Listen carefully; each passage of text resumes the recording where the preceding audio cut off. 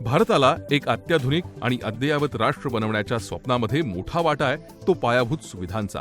फक्त नागरी वसाहतींचीच बांधकामं नाही, तर माणसाच्या जगण्याच्या सुखसोयी निर्माण करणं आणि नवनिर्मितीबरोबरच पुरातन वस्तूंचं जतन, त्यांचा जीर्णोद्धार करणं, या सगळ्या बाबी सिव्हिल इंजिनिअरिंगच्या अभ्यासक्रमामध्ये मोडतात. सद्यस्थितीमधील उद्योगांच्या गरजांचा अभ्यास करून अभियांत्रिकी म्हणजेच इंजिनिअरिंगचा पदविका अभ्यासक्रम महाराष्ट्र राज्य तंत्रशिक्षण मंडळानं तयार केलाय.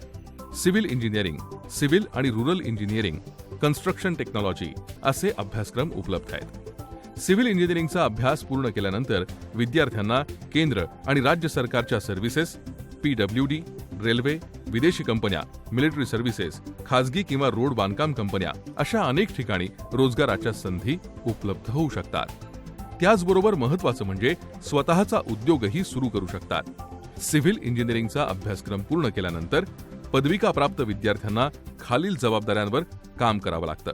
शासकीय खाजगी संस्थांमध्ये कनिष्ठ अभियंता किंवा कार्यक्षेत्र पर्यवेक्षक पदावर काम करणं, या क्षेत्रामधील कामाचं अचूक आरेखन तयार करून त्याच्या अंमलबजावणीचं पर्यवेक्षण करणं, अत्याधुनिक उपकरणांचा क्षेत्रामध्ये वापर करणं, रेल्वे, पाणी पुरवठा, सिंचन विभाग, सिडको, PWD, म्हाडा, महानगरपालिका इत्यादी विभागांमध्ये कंत्राटदार म्हणून नोंदणी करणं.